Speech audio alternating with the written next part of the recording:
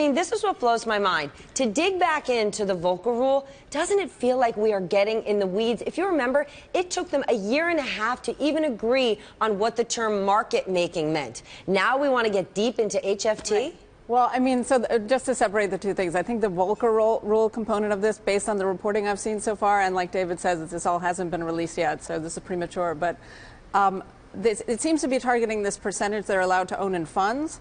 You know, basically Goldman Sachs or JP Morgan used to be able to own 100% of a hedge fund. Now they only can own 3%. It's hard to know how much risk there really is in 3% of a fund, but maybe it looks good to say, ooh, okay, then is it just for show? Well, I mean, it's politics, you know, that's a tough question. Just for show and politics, Stephanie? That would but be I shocking. mean, that's My what's goodness. so daunting. We're not saying things are completely fixed since the financial crisis, but we're going to go into this big plan about 3%. But I also, well, but the thing I don't understand is, okay, 3% or not of a hedge fund says whether the hedge fund goes belly up. Why isn't the relevant question how much of the bank's reserves and capital is involved in invested? Well, I mean, that's also in the Volcker Rule, as I remember it, they can't have more than 3% of their capital in a hedge fund either. So it kind of works both ways. But what I would say is that the more interesting thing is really a part that hasn't been mentioned, which is where they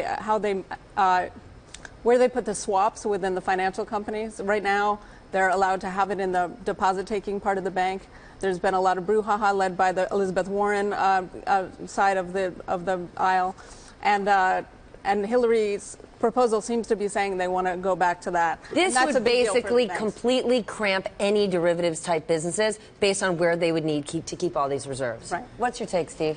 Not really my world. I don't focus so much on derivatives and hedge funds. I focus more on the startups and the entrepreneurs and the venture capital side of things. I think more focus on that and how we really use that as a lever to create jobs and drive economic growth, I think, is where I really focus. So can I ask you a question, though? I mean, so you must be investing in some financial technology companies that are looking to disrupt the way that these Wall Street banks, I mean, that's another threat, more so than maybe the politicians, is what companies like yours can do in terms of creating new competitors. Yeah, I think it's a threat, obviously, for entrepreneurs. It's an opportunity. Financial services, like other sectors, health and education, really ripe for disruption. And I think you'll see some of these kind of conglomerates kind of break down as, you know, as disruptive entrepreneurs are attacking different slices of what had been a kind of an integrated strategy. And that's going to take hold over the next decade or so. It creates great opportunities, puts pressure on the incumbents. So one of the things that's great about entrepreneurs is they're kind of the attackers, kind of challenging the status quo. The large companies are the incumbents trying to protect the status quo. And that we've seen that play out in media and communications, a lot of sectors in the next decade: health, education, energy, transportation, financial services, food.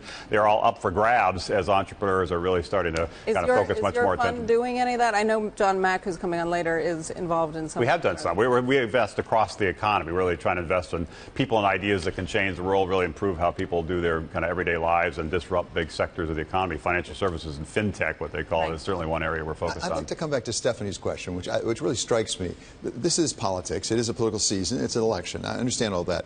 What is the audience that Hillary Clinton is trying to address with these? I mean, the average person, when you start talking about high-frequency trading and what percentage of a hedge fund bank, who is it out there saying, I'm going to vote for that person for president as opposed to that because it's 3% or 2% or 4% of a hedge fund investment? I'm not a political expert, but I think she's got a debate coming up next week, and she's going to be debating people who've made taking on Wall Street a big plank of their But haven't we taken them on already? Well, but I think that's almost the point. Of all the things a candidate could go after right now, I feel like Wall Street, we got them. Yeah. When you look at the things it does resonate, though. I agree. There are a lot of people who are still frustrated out there. A lot of people feel left behind. There's been a lot of growth in a lot of companies, a lot of growth in wealth. This opportunity gap has widened. Some people call it income inequality. That is frustrating, and it clearly is resonating. And that is tapping into the whole Bernie Sanders movement. A lot of that is people saying they're kind of fed up with Washington. They're fed up with the status quo. They want to kind of take on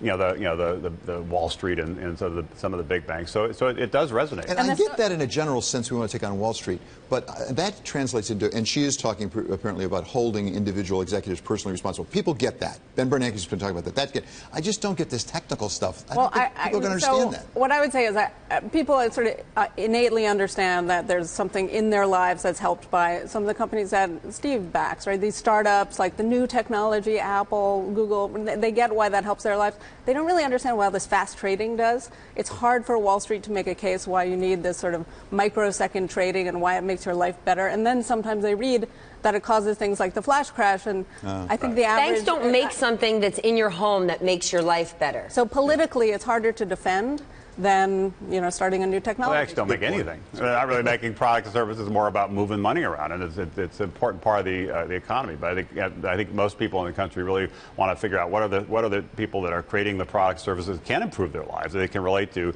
are creating the companies that are creating jobs and opportunities in their communities, not just in a few places. So that's the real world.